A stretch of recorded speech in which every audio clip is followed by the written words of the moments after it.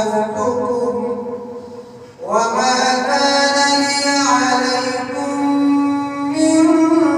سلطان إلا أن دعوتكم فاستجبتم لي فلا تلوموني ولوموا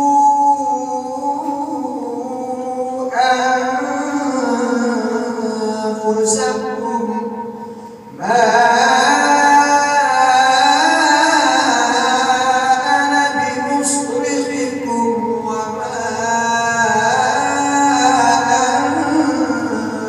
أنتم بمصرخي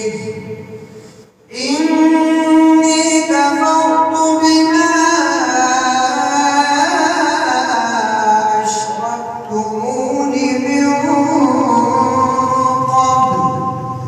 إن الظالمين لهم عذاب أليم وأدخل الذين آمنوا وعملوا الصالحات جنات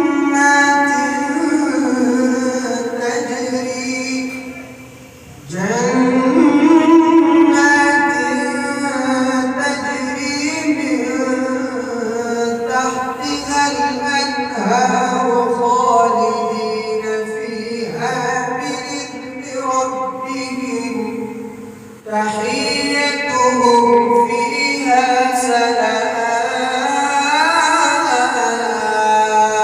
سلام ألم تر كيف ضرب الله مثلا كلمة طيبة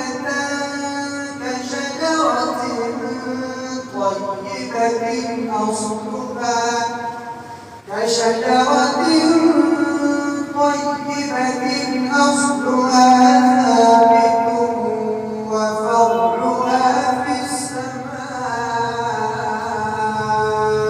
السماء تؤتي أكلها كل حين بإذن ربها ويضرب الله الأمثال للناس لعلهم يتذكرون ومثل كلمة خبيثة كشجرة خبيثة اجتثت من فوق الأرض ما لها من قرار يثبت الله الذين آمنوا بالقول الثابت في الحياة الدنيا وفي الآخرة ويضل الله